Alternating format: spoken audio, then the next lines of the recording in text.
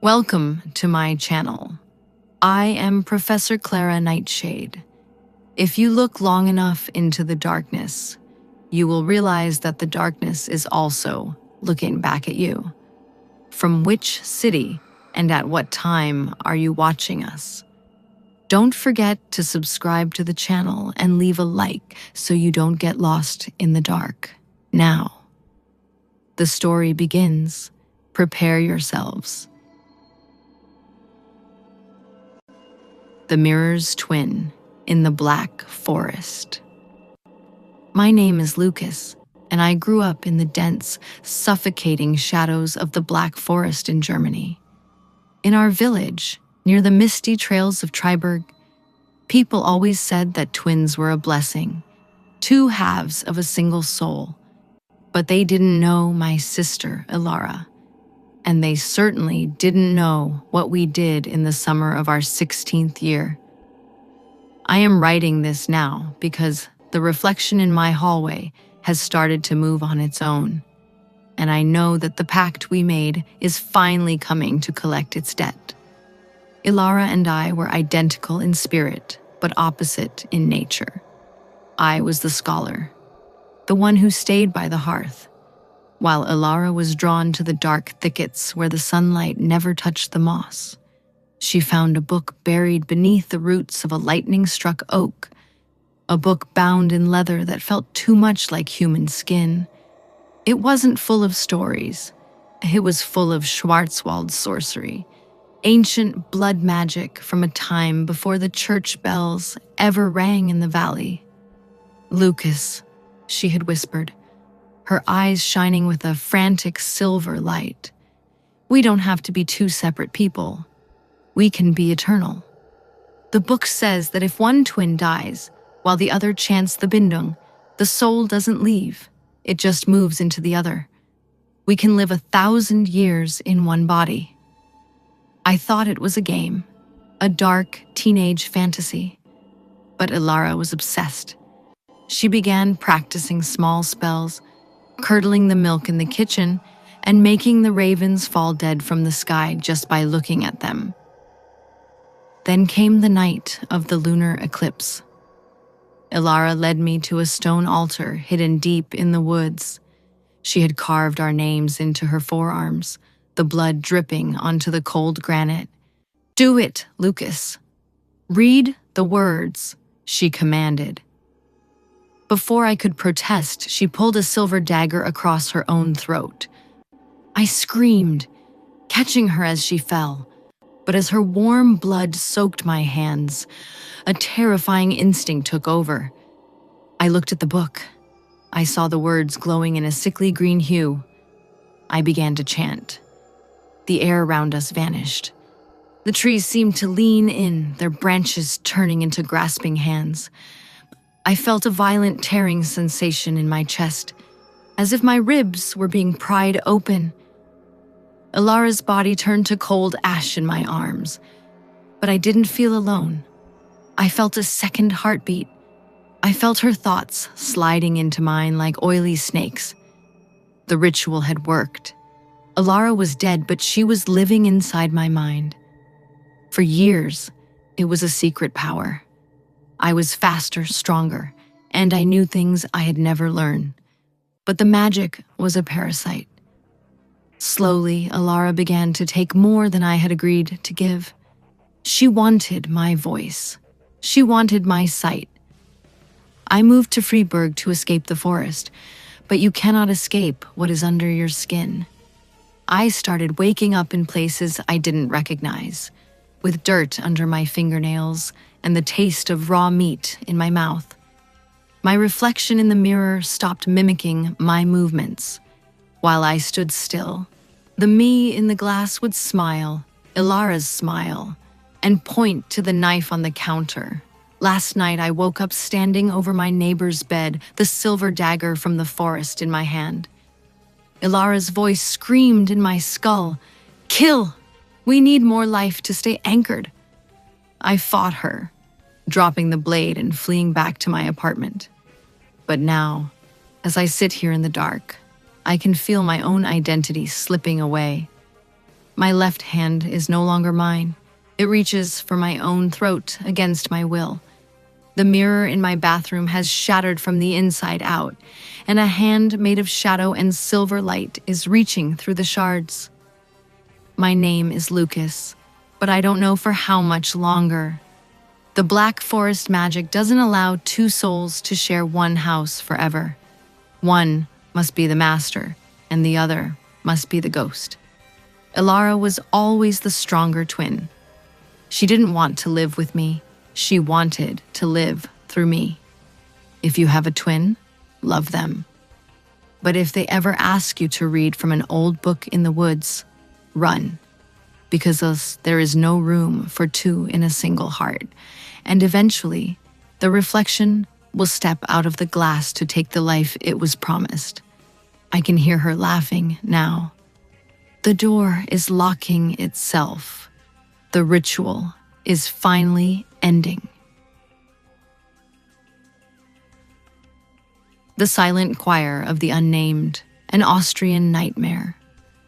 The wind in the Austrian Alps does not blow. It hunts. It carves through the narrow valleys of Hallstatt like a butcher's blade, carrying the scent of pine and old, forgotten ice. My name is Lucas, and I am the night watchman of the Friedhof der Namenlosen, the cemetery of the nameless. Here, beneath the shadow of the jagged peaks, lie those the world wanted to forget. The drowned, the destitute, the travelers who stepped into the mist and never stepped out.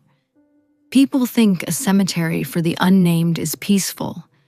They think the dead are too exhausted by their own anonymity to rise. They are wrong. Silence is not peace. It is a predator waiting for a voice. It was the 13th of November.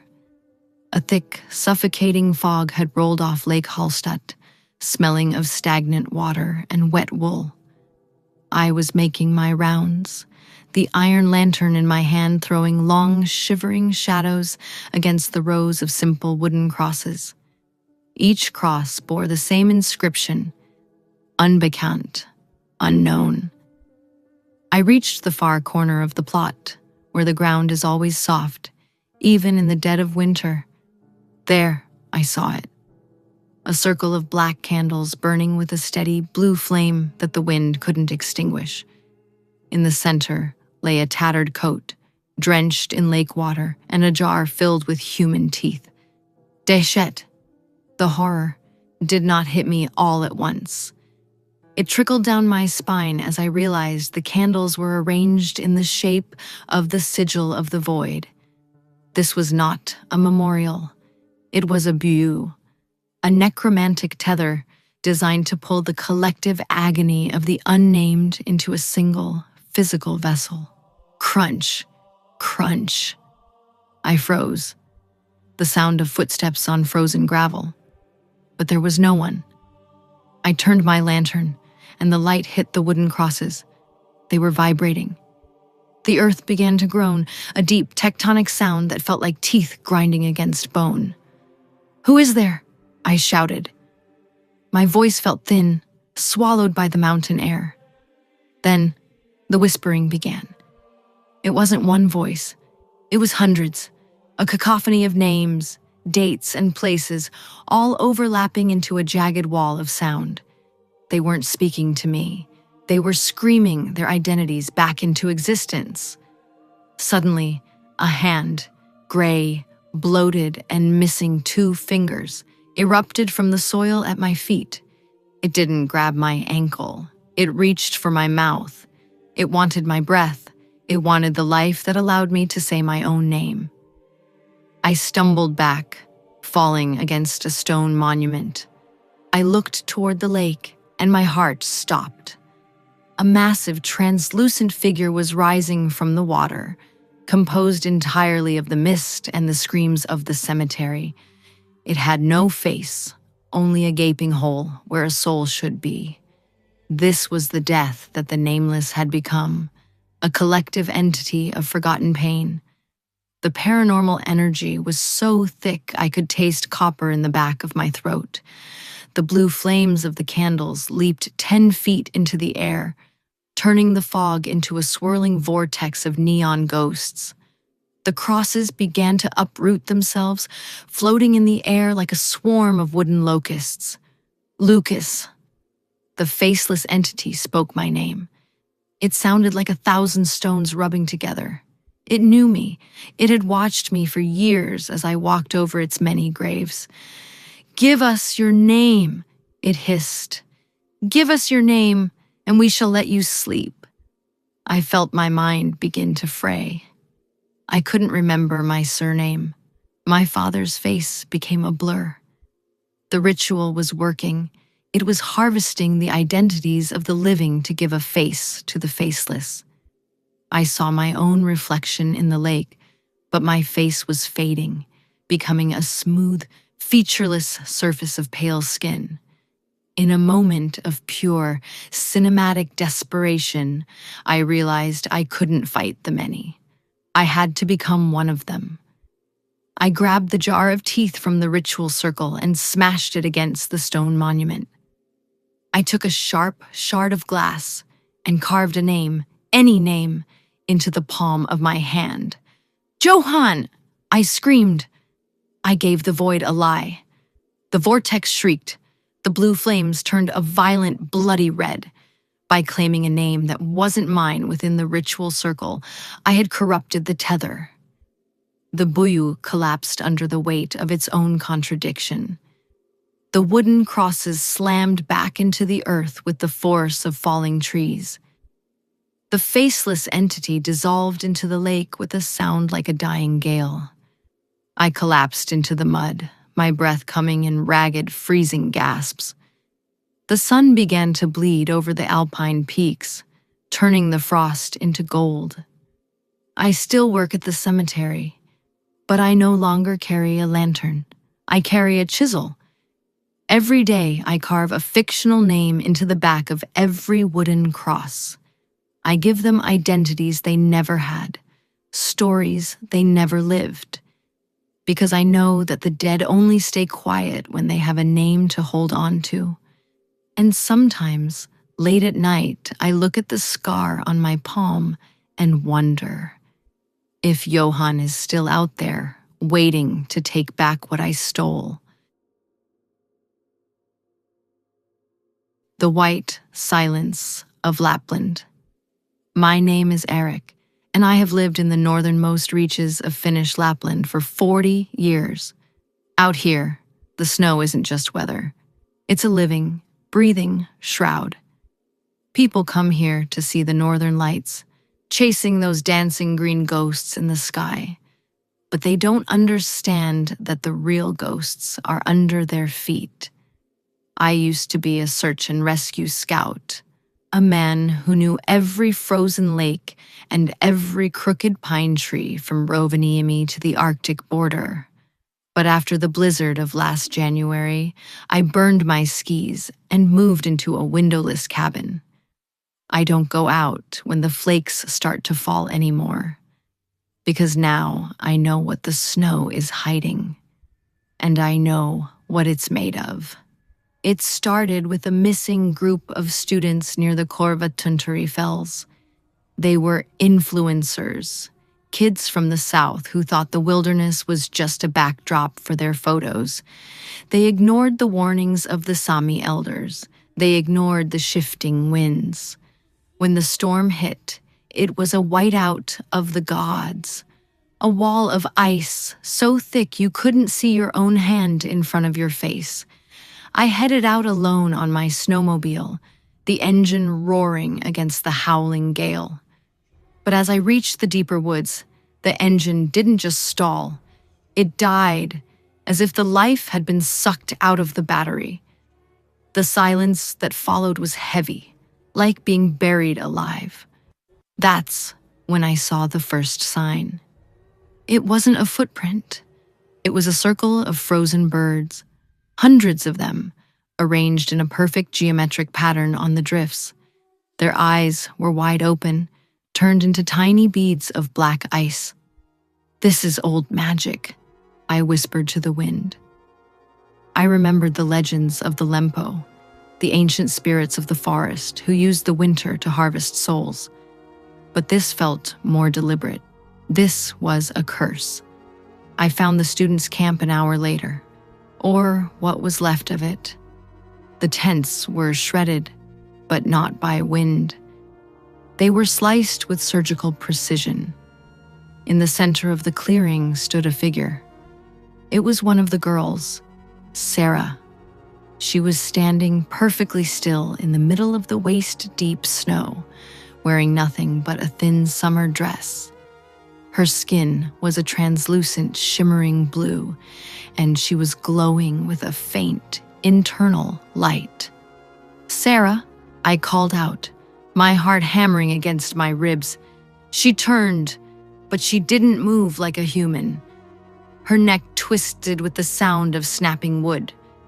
Her eyes were gone, replaced by swirling miniature snowstorms within her sockets. She began to chant, a high-pitched crystalline sound that vibrated the very marrow of my bones. The sky falls to become the earth. The blood cools to become the path. As she spoke, the falling snow began to change. The flakes weren't soft anymore. They were jagged, like tiny shards of glass. I watched in horror as the snow began to crawl up her legs, stitching itself into her flesh, turning her body into a pillar of living ice.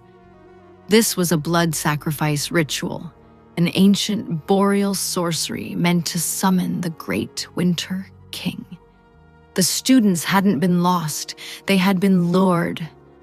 The ground beneath me began to heave. From the snow emerged the others. They were no longer human. They were snow walkers, their bodies reinforced with enchanted ice, their fingers elongated into frozen claws. They moved with a terrifying rhythmic grace, surrounding me in a circle of death. I reached for the flare gun at my hip, my fingers numb and fumbling. As I fired, the red light illuminated the horror around me. Behind the girl, a massive shape was forming out of the blizzard, a creature 30 feet tall, made of compacted ice and the bones of 1,000 winter victims. It was the physical manifestation of the curse, a god of the frost brought back to life by the blood of the innocent. I didn't stay to fight. I am a scout, not a hero. I threw my remaining flares into the snow to create a screen of smoke and ran as I have never run before. The snow tried to trip me, reaching up like white hands to grab my boots. I could hear the girl's crystalline voice echoing through the trees, promising me that the winter would never end, that my heart would make a fine core for a new snowflake. I reached a secondary outpost by dawn, my face blackened by frostbite. The authorities went back, of course, but they found nothing. No tents, no birds, no students. Just miles and miles of pristine, white powder. Now, every time the forecast calls for snow, I lock my triple-bolted door. I keep the fireplace roaring until the walls are hot to the touch, because I know that each snowflake is a piece of a shattered soul, and the white silence is just waiting for the world to go quiet enough so it can finish its song. If you ever travel to Lapland and the snow starts to fall upwards, don't stop to look. Run for the fire, because the snow doesn't just cover the dead, it creates them. The architecture of agony, the Milestone Inn. The rain in the German Black Forest doesn't fall, it colonizes. It claims the pines, the road, and eventually, the mind. My name is Elias, and I was driving toward Freiburg when the world turned into a liquid nightmare. My headlights were weak, yellow eyes struggling against a wall of obsidian fog. Then I saw it. A neon sign, cracked and buzzing like a dying insect, hanging over a structure of gray concrete and rusted iron. It had no name. It just offered a single, flickering word: rooms. The motel sat in a hollow, a bruised shadow against the ancient trees. I stepped into the office, and the silence hit me first. A heavy, suffocating blanket that smelled of ozone and wet hair. Behind the desk stood a man whose skin looked like gray wax, his eyes sunken into pits of permanent darkness. He didn't speak. He simply pushed a cold, leaden key toward me. "Room 4, he croaked, the sound like stones grinding in a deep well. "Do not look into the mirrors. The reflection is a debt that must be paid." I was too exhausted to fear a madman's warnings. I took the key and walked across the muddy lot. The air felt thick, vibrating with a low-frequency hum that made my teeth ache. Room 4 was at the very end of the wing, leaning slightly into the dark embrace of the forest. When I opened the door, the stench of stale copper and ancient dust filled my lungs. The room was a relic of the 70s, burnt orange carpets and floral wallpaper that seemed to writhe in the dim light. I collapsed onto the bed, but the moment my head hit the pillow, the hum intensified. It wasn't a sound anymore. It was a physical pressure. Thump, thump, thump. It was coming from inside the walls. A rhythmic, organic beat. The motel was breathing. I sat up, my heart racing, and my eyes drifted to the large, ornate mirror above the dresser. I remembered the man's warning, but curiosity is a treacherous thing. I looked.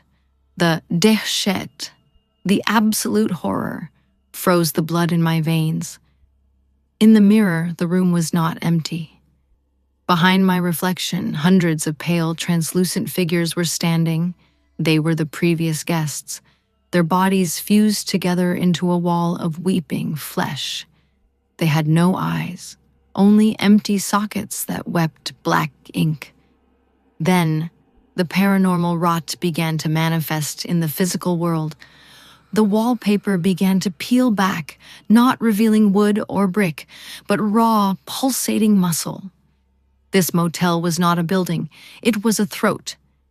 An ancient occult ritual had been etched into the very foundation of this place, turning it into a trap that harvested the life force of the weary. I tried to run, but the floor had turned into a gelatinous mass. My boots sank into the carpet, which was now warm and wet. The shadows in the corners of the room began to elongate, reaching out with fingers made of smoke and needles.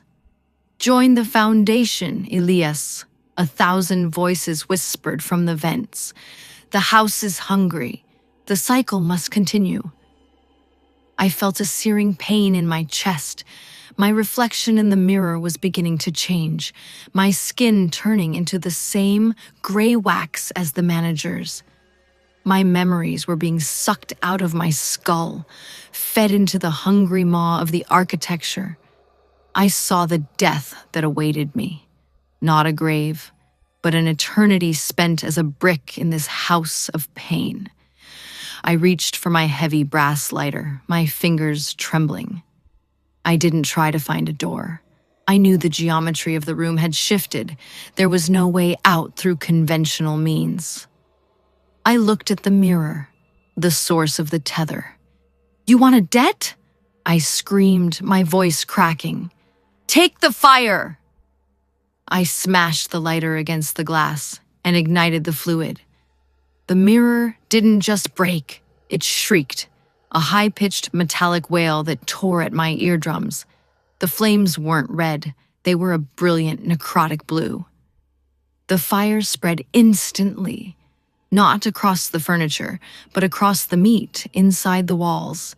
The motel convulsed, the floor buckled, and I was thrown through the shattering window.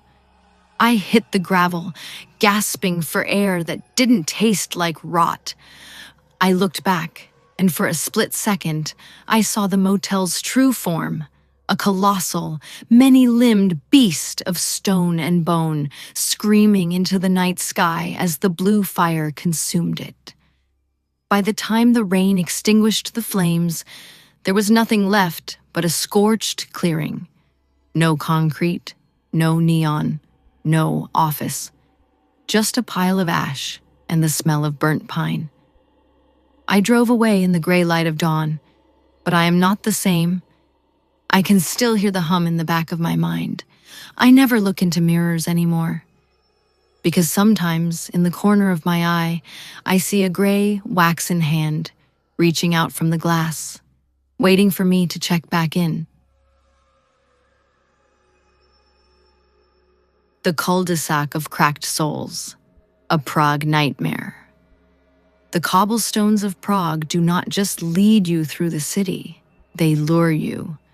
My name is Victor, and I've lived in the Malá district all my life. I thought I knew every vein and artery of this ancient place. I was wrong. It happened on a Tuesday, when the fog crawled out of the Vltava River like a wet, gray beast, swallowing the street lamps and turning the air into cold velvet. I was taking a shortcut behind the Wallenstein Palace when I turned into a narrow passage I had never noticed before. It was a cul-de-sac, a dead-end street hemmed in by towering, windowless buildings that seemed to lean toward each other, whispering secrets of the plague years. There was a single iron gate at the far end, rusted shut, and a stone fountain in the center, shaped like a weeping child. As soon as my boots hit the center of the court, the sound of the city vanished. No sirens, no distant voices, no hum of life. Just the rhythmic drip, drip, drip of the fountain. But the water was not clear. It was thick, dark, and smelled of copper and old graves. I turned to leave, but the entrance was gone. Where the open street had been, there was now a solid, seamless wall of black brick. Déchet. The word for terror felt too small. This was a spatial anomaly, a paranormal trap. The atmosphere grew heavy, the oxygen replaced by the scent of ozone and ancient dust. I realized then that this street was a sentient pocket of history, a ritualistic slaughterhouse designed by the occult architects of the 16th century to harvest the souls of the stray. Scratch, scratch, scratch. The sound came from the walls. I looked up and saw pale, elongated fingers emerging from the cracks between the bricks. They were not human. They were translucent, like parchment held up to a dying flame. This was the harvest of death. The residents of this dead end were not gone. They were the masonry itself. "Welcome home, Victor," a voice rasped. It didn't come from a person. It echoed from the mouth of the stone fountain. The paranormal pressure increased until blood began to seep from my pores. I watched in horror as my own shadow began to detach itself from the ground, rising like a pillar of ink. It began to walk toward the iron gate, dragging my physical body behind it, like a heavy, useless coat. I tried to scream, but my vocal cords felt as though they were made of dry sand. This was the incantation of the locked path. The architecture was a mechanism, a living machine that required a constant intake of fresh consciousness to keep the city's dark heart beating. I saw them then, the others. Their faces were pressed against the insides of the bricks, their eyes darting in eternal agony. They were the death that held the street together. I realized that if I touched the walls, I would become the next layer of mortar. I reached into my pocket and found a heavy silver flask filled with strong absinthe. I didn't drink it. I knew that silver was a conductor for reality, a breaker of illusions. I smashed the flask against the stone child of the fountain. The liquid ignited with a sudden blue spectral fire as it touched the dark water. The sound that erupted from the cul-de-sac was not a scream. It was the sound of 1,000 glass windows shattering at once. The paranormal tether snapped. The buildings began to groan and recede, their brick teeth gnashing in frustration. I dived through the space where the fire met the fog. I stumbled out onto the main street, collapsing onto the wet pavement. I looked back, and there was nothing but a solid stone wall behind the palace. No alleyway, no fountain, just the indifferent silence of Prague. I live in the light now. I never take shortcuts. I avoid the narrow paths because I know that beneath the beautiful skin of Europe, there are dead ends that lead to nowhere, waiting for a traveler to take the wrong turn. I can still hear the drip, drip, drip in my dreams, and I know the street is still hungry, waiting for its next brick. The price of passage, the lonely coast of Albania. The Adriatic Sea is not blue at night. It is a thick, churning ink that swallows the stars. My name is Samir, and I had paid my last 3,000 euros to a man with a jagged scar and a hollow laugh. He promised us Italy. He promised us a new life. But as our overcrowded dinghy cut through the freezing mist off the coast of Albania, I realized he had only sold us to the dark. There were 20 of us, huddled together like cattle. The engine sputtered, a dying heartbeat in the vast silence of the water. Then, the fog parted. We didn't see the lights of Brindisi. We saw a monolith, a crumbling gray stone lighthouse, standing on a jagged tooth of rock that wasn't on any map. "The engine is dead!" the pilot screamed, but his voice was suddenly thin, as if the air was sucking the sound out of his throat. The boat didn't drift. It was pulled, an unnatural current, swirling with glowing, sickly green phosphorescence, dragged us toward the rocks. We crashed against the stone, and the wood splintered like dry bone. I scrambled onto the wet, salt-slicked ledge, hearing the screams of the others as they were pulled beneath the waves. But they weren't drowning. They were being snatched. I climbed toward the lighthouse, my fingernails bleeding as I clawed at the ancient stone. I reached the iron door. It was warm. It was pulsating. I stepped inside, and the dehshet, the raw, primal horror, hit me like a physical wave. The interior was not stone. The walls were lined with thousands of tattered, salt-crusted clothes, jackets, shoes, children's toys, all stitched together into a suffocating tapestry of the missing. This was not a sanctuary. It was a harvest. In the center of the room stood an old woman, her skin the color of a drowned man's hand. She was chanting in a tongue that sounded like the crushing of shells. She wasn't using a magic book. She was weaving a tether of human hair. This was an ancient Illyrian ritual of the deep, a pact made to keep the coastal villages prosperous. The price was simple. Those who have no country, those whom the world would not miss.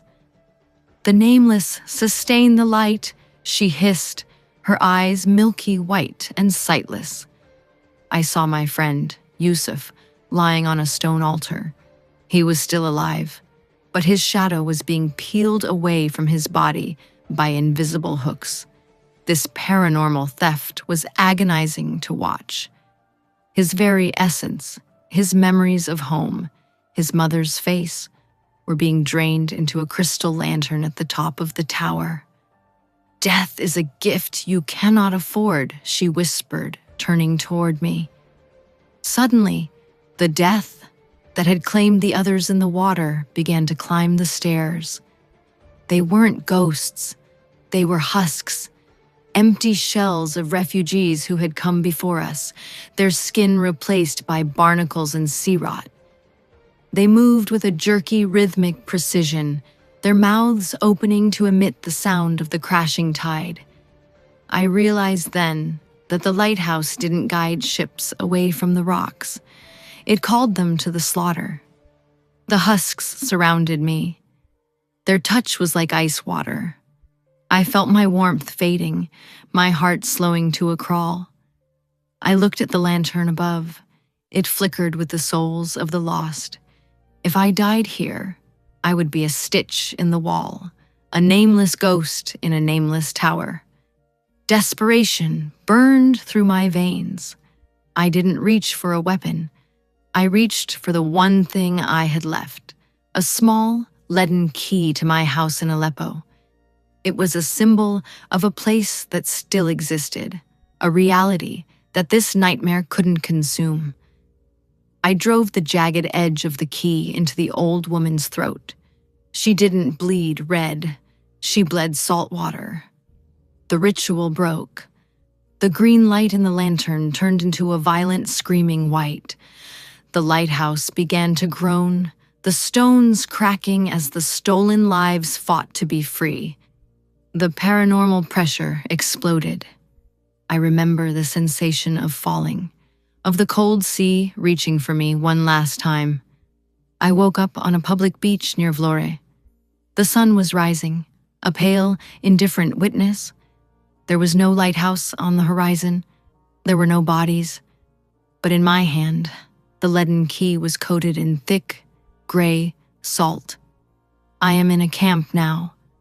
They ask me where the others are. I tell them they are in the light. They think I am traumatized by the shipwreck. They don't know that every time the moon is full, I see the green glow on the horizon. I know the harvest continues. I know that for those of us with no home, the sea is always hungry, and the light is always a lie. The bloodline anchor, the silence of the voivode. The fog in the Romanian Carpathians does not drift. It waits. It clings to the jagged limestone cliffs of Braun like a funeral shroud, damp and smelling of ancient iron. My name is Adrian, and I am the last of a lineage that the soil of this country has tried to vomit out for 6 centuries. I returned to the ancestral estate, a crumbling fortress of bone-white stone, not for an inheritance, but for an ending. The gates groaned, a sound like a giant snapping its own ribs as I pushed them open. The house was a skeletal ruin, staring at the forest with hollow windows. Inside, the air was static, thick with the scent of ozone and the heavy, sweet rot of death. My father had died here, and his father before him, each one perishing in the same locked room on their 40th birthday. Tonight was mine. I stepped into the great hall, and the candles ignited on their own, burning with a frantic emerald flame. There was no wind, yet the heavy velvet tapestries swayed as if something massive was brushing against them. This was the presence, a paranormal weight that made my lungs feel like they were filled with wet sand. I found the ledger on the oak table. It was bound in human hide, the pages etched with an ink that pulsed like a slow, dark heart. It described the covenant of the marrow. My ancestors had not made a deal for power or gold. They had invited an entity from the void to occupy their physical forms, a parasitic inhabitant that required a living vessel to anchor itself to our reality. It was not a curse of the mind, but a colonization of the bone. Scrape, scrape, scrape. The sound came from the stones beneath my feet. I looked down, and the floor was becoming translucent. I could see them, the previous men of my line. They were not ghosts. They were remains, their skeletons fused into the foundation, their jaws locked in an eternal, silent scream.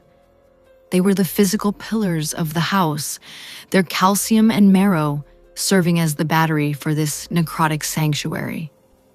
Suddenly, the presence manifested, A figure emerged from the shadows of the fireplace, a towering silhouette composed of shifting smoke and splintered bone. It didn't have a face, only a vertical slit that glowed with a sickly, ultraviolet light. This was the voivode of the void. "The vessel is ready," it hissed. The voice didn't travel through the air. It vibrated inside my skull, threatening to shatter my teeth. I felt a paralyzing cold starting at my heels. It wasn't my shadow or my thoughts it wanted my physical frame. My skin began to tighten, turning the color of gray ash as the entity prepared to pour its vast, dark consciousness into my nervous system. I felt my ribs beginning to crack and reshape, making room for a heart that was not human. This was the paranormal transition. The room began to fold in on itself, the geometry of the walls becoming impossible. I saw the death that awaited me, a life as a conscious shell, a prisoner in my own flesh, while a void beast walked the earth in my clothes. "I am the end of the line," I roared, but the sound was swallowed by the house. I realized the entity was anchored to the blood in the ledger. The liquid on the pages was the biological bridge. I didn't reach for a cross or a prayer. I reached for the flask of concentrated vitriol I had brought for this very purpose. I poured the acid onto the ledger. The reaction was cinematic and violent. The emerald flames turned a screaming crimson.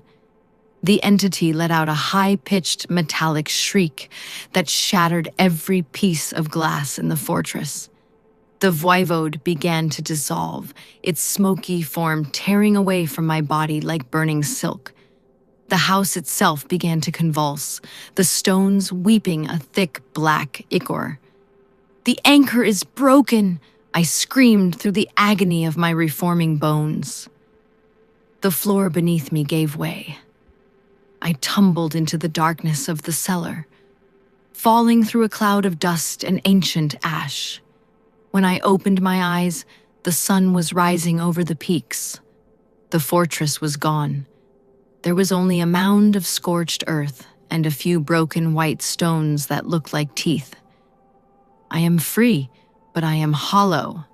My bones ache when the moon is full, and I can feel the presence searching for me in the static of the radio and the silence of the woods. I destroyed the house, but the blood still runs in my veins. And I know that somewhere in the dark, the voivode is waiting for a new family to move into the mountains, waiting for a new door to open. The sterile silence. The last incision in Prague. The corridors of St. Lazarus Hospital in Prague do not end. They spiral into a cold, clinical darkness that smells of ether and ancient dried iron. My name is Dr. Marek, and I have spent 20 years cutting into the mysteries of the human frame. But tonight, the hospital feels like a foreign body, a hollow shell of white tiles and flickering neon that is trying to reject me. The rain is lashing against the high, narrow windows, sounding like thousands of tiny, skeletal fingers trying to claw their way inside. I am scheduled for an emergency procedure in Operating Theater 13, a room located in the deepest sub-basement of the Gothic wing. The elevator ride feels like a descent into a grave. When the doors slide open, the air is freezing, thick with a heavy, stagnant humidity that tastes of copper. There is no one in the hallway, no nurses, no orderlies, only the rhythmic, metallic hum of the ventilation system. I enter the theater. The lights are blinding, a harsh, antiseptic white that drains the color from everything. In the center of the room, on a stainless steel table, lies the patient, a man whose face is hidden beneath a green shroud. His chest does not rise. There are no monitors beeping. There is only a silence so absolute it feels like a physical weight pressing against my eardrums. I reach for my scalpel, but as my fingers touch the cold steel, the presence manifests. The temperature drops until my breath blooms in thick gray clouds. The walls, lined with pristine white tiles, begin to weep. Not water, but a dark, viscous fluid that smells of the Vltava River's silt. "The cut must be deep, Marek," a voice whispers. It does not come from the hallway. It vibrates from the metal table itself. I look at the shadow cast by the surgical lamp. It is moving independently. It is stretching across the floor, climbing the walls, its fingers becoming long, jagged needles. This is the paranormal architecture of the hospital. St. Lazarus was built on the site of a medieval plague pit, and the foundation was laid with a ritualistic intent that I am only now beginning to understand. This is not a place of healing. It is a slaughterhouse for the transition between worlds. Suddenly, the shroud on the table begins to pulse. I pull it back, and my heart stops. The patient is not a stranger. The patient is me. I am looking down at my own gray, lifeless face. Clink, clink, clink. The sound of surgical instruments dancing on the tray fills the room. The tray is moving on its own, guided by translucent, spectral hands that emerge from the very air. These are the remains, the spirits of surgeons who failed the ritual, now bound to the theater for eternity. They are here to witness the final incision. "Death is the only cure," the voice rasps again, louder now, sounding like the grinding of bone. The paranormal gravity of the room shifts. I am lifted from the floor by invisible tethers. I am forced onto the table, my physical body merging with the corpse lying there. The transition is agonizing. I feel my nerves being unspooled, my ribs being forced open by phantom retractors. This is the sacrifice of the healer. The hospital requires a constant exchange. To save a life in the world above, a master of the craft must be consumed in the world below. I see the scalpel rising into the air, held by the shadow self that has detached from the wall. It hangs over my chest, the blade glinting with a sickly, necrotic violet light. I try to scream, but my throat is filled with the cold, wet silt of the plague pit. My vision begins to blur, the white tiles turning into a swirling vortex of ash and bone. I realize now that there was no emergency patient. There was only a vacancy in the foundation of the hospital. The shadow hand descends. The blade is cold, colder than the ice of the Bohemian winter. I feel the steel slicing through my skin, through the muscle, reaching for the heart that has spent too long trying to defy the inevitable. The presence in the room roars, a sound of triumphant, ancient hunger. The lights in Operating Theater 13 flicker one last time and then die. In the morning, they will find the room empty. The instruments will be clean, the table polished to a mirror shine. There will be no sign of Dr. Merrick. I am now part of the silence. I am a stitch in the shroud, a whisper in the vents, a permanent resident of the dark. My work is finished. The hospital is fed. Death has finally made its incision, and this time, there is no recovery. The Revenant Guest, a 30th birthday in Estonia. The wind in the Estonian wilderness does not howl. It whispers in the tongues of those buried beneath the peat. My name is Carl, and I had chosen to celebrate my 30th birthday in a secluded manor deep within the marshes of Lahemaa. It was a structure of blackened timber and cold stone, standing like a rotted tooth against the gray sky. I wanted isolation. I wanted a night to remember with my closest friends. I did not know that the house had already prepared the guest list. The iron gate groaned open, a sound like a rusted blade sliding across bone. We entered the dining hall, where a massive oak table stood beneath a chandelier of stag antlers. The air was static, thick with the scent of stagnant water and old, drying lilies. There was a cake on the table, thick with white frosting, but no one had brought it. It sat there, pulsing with a low, rhythmic vibration that I could feel in my molars. "Happy birthday, Carl," a voice murmured.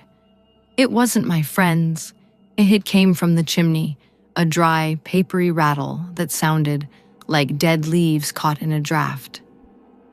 As the clock struck midnight, the emerald flames in the hearth turned a violent, bruised purple. The presence made its entrance. It did not walk through the door. It manifested from the steam rising off our tea. A thick, necrotic mist gathered at the head of the table, taking the shape of a tall, faceless figure, draped in tattered burial linens. This was the paranormal host of the manor. It was not here to steal my mind or my past.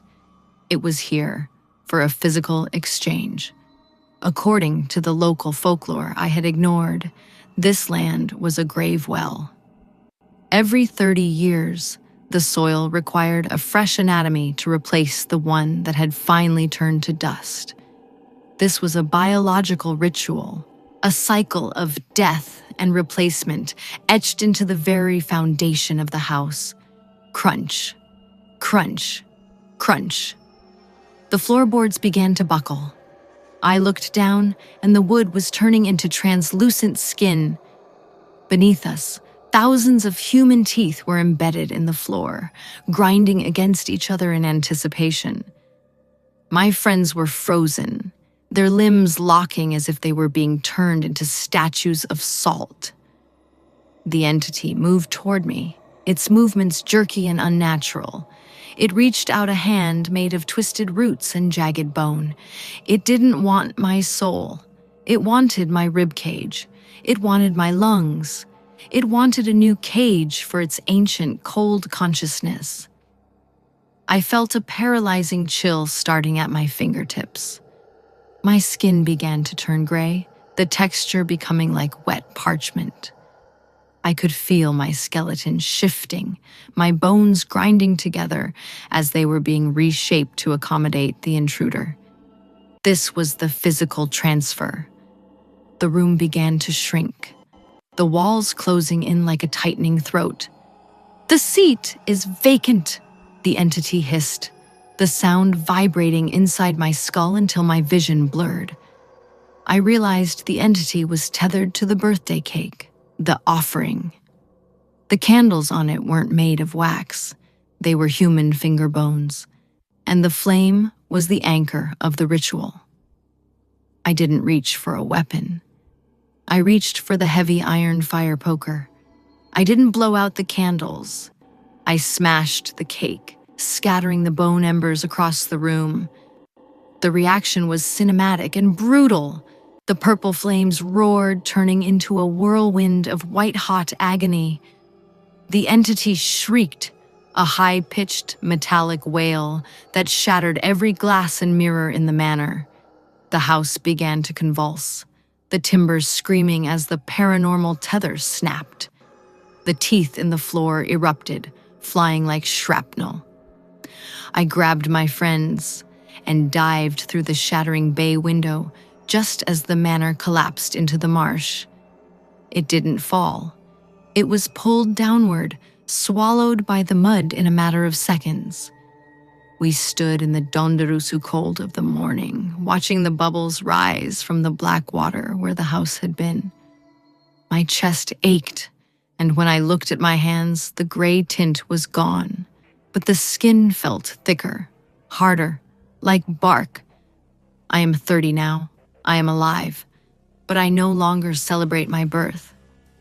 Every year, When the date approaches, I feel a grinding sensation in my ribs, and I can hear the sound of teeth beneath my feet. The manor is gone, but the marsh is patient. It knows that death can wait another 30 years. It knows that once the house has chosen a guest, the party never truly ends. The radiator of rust, a midnight in Istanbul. The rain in Istanbul is not a cleansing force. It is an ancient flood of soot and sorrow that bleeds from the heavy clouds over the Bosphorus. My name is Kerem, and I was looking for a place to wait out the storm. The city felt like a labyrinth of wet stone and flickering shadows. I found myself in a narrow, sloping alleyway in Fatih, where the streetlights were nothing more than dying orange sparks. Standing before me was a building that seemed to lean toward the earth, its facade a peeling skin of gray plaster. It was an old tavern, unnamed, with a heavy iron door that looked like it had been salvaged from a shipwreck. I pushed the door open. The air inside hit me like a physical blow. It was thick, humid, and smelled of wet rust and copper. There were no windows, only small circular vents high on the walls that hissed as the rain beat against them. The interior was a forest of exposed pipes, all of them vibrating with a low subharmonic throb that I could feel in the enamel of my teeth.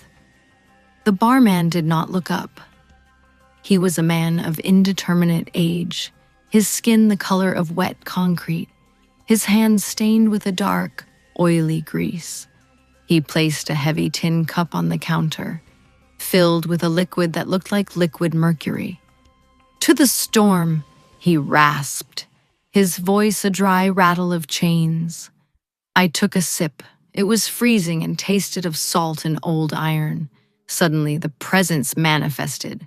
The pipes on the walls began to groan, expanding and contracting like a rib cage. The room was not a structure of stone. It was a pressurized chamber, a mechanical lung anchored to the city's ancient foundations. This was the paranormal machinery of the deep. It was a necrotic device, a ritualistic engine fueled by the weight of the water above. Clang, clang, clang. The sound came from the radiator behind my stool. It wasn't air trapped in the pipes. It was a rhythmic strike, a signal. I looked at the floor and realized the tiles were not ceramic. They were square plates of bone, polished to a dull shine. The tavern was a harvest house. According to the secrets buried beneath the 7 hills, the city required a mechanical tribute, not a soul, but a physical component, a biological cog to keep the iron heart of the district beating through the centuries of death. Suddenly, the floor beneath me began to rise. I tried to stand, but my boots were being fused to the metal floor by a fast hardening layer of rust. The ritual was a physical exchange. The tavern offered shelter from the rain, and in return, it claimed a limb, a torso, a frame to replace its worn-out parts. "The pressure is rising, Kerem," the barman whispered, his eyes now glowing with a sickly, metallic luminescence. I felt a paralyzing cold spreading from my shins. My skin was turning into a rigid, oxidized crust. My veins were becoming copper wires, and I could feel my blood slowing, thickening into a dark, industrial lubricant. This was the transmutation. I was being turned into a living valve, a biological gasket for the roaring engine of the cellar. I looked at the other guests. They were not people anymore. They were statues of iron and bone, fused into the furniture, their mouths serving as steam vents, their eyes fixed on the ceiling in a permanent, silent agony. They were the hardware of the tavern. I realized the anchor was the tin cup. It was the terminal for the current. I didn't try to flee. The magnetic pull was too strong. I grabbed a heavy iron wrench from the counter and struck the main steam pipe running along the ceiling. The reaction was cinematic and catastrophic. The pipe didn't just burst, it screamed. A high-pitched, pressurized wail of steam and salt that shattered the lights. The paranormal pressure equalized in a violent explosion of soot and shadow. The barman dissolved into a pile of iron filings, and the walls of the tavern began to collapse, the metal turning into brittle dust. I scrambled up the flooded stairs as the basement filled with the black, boiling rain. I burst through the iron door into the storm, gasping for air that didn't taste of rust. I stood in the alley, soaked to the bone, as the building behind me vanished into the fog. There was no tavern, only a pile of rusted scrap and a hollow space in the earth. I do not go out on rainy nights in Istanbul anymore. I stay in the dry, modern heights of the city. But every time the thunder rolls over the Bosphorus, I feel a grinding sensation in my knees, and I can hear the hiss of steam behind my ears. I know the engine is still there, deep under the stone, and I know that death in the iron dark is a cold, mechanical affair that never truly stops.